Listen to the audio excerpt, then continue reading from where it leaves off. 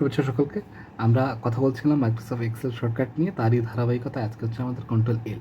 Control এল মানে হচ্ছে একটি টেবিল তৈরি বা টেবিল তৈরির ফরম্যাট। দেখুন আমাদের কাছে একটা টেবিল ডাটা আছে, কিন্তু এখানে কিন্তু এটা একটা টেবিল আকারে নেই। আমরা কিন্তু এরকম চাইলে শুধুমাত্র এই কয়টা সিলেক্ট করে বর্ডারের মাধ্যমে শুধুমাত্র বর্ডার করতে পারি, কিন্তু এটা কিন্তু অতটা ভালো দেখাচ্ছে না, সাদামাটা দেখাচ্ছে। আমরা যদি এই অংশটুকুন সিলেক্ট করি এবং ctrl+L প্রেস করি, তাহলে দেখুন আমাদের এখানে ক্রিয়েট টেবিল নামক একটি অপশন চলে এসেছে।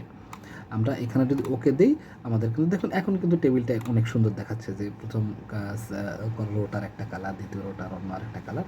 আমরা চাইলে যদি আমাদের এই অংশটুকুন সিলেক্ট করা থাকে, তাহলে কিন্তু আমরা খুব সহজেই একটি টেবিল তৈরি করে ফেলতে পারতেছি। আমাদের এই অংশটুকুন সিলেক্ট করা থাকবে এবং আমরা যদি ctrl+L প্রেস করি, তাহলে কিন্তু আমাদের এটি নতুন একটি টেবিল তৈরি করে দেবে। আমি ctrl+Z দিয়ে আবার এটা ব্যাকে নিয়ে গেছি।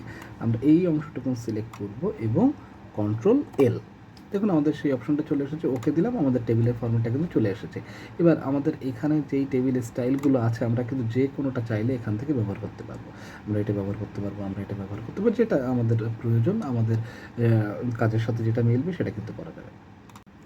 তাহলে আপনারা শিখে ফেলেন যে কীভাবে ctrl+L এর মাধ্যমে শর্টকাট কি এর মাধ্যমে টেবিল তৈরি করা যায়। তাহলে আজকের ভিডিও ছিল এই পর্যন্ত। সকালে ভালো থাকবেন, ধন্যবাদ সকলকে।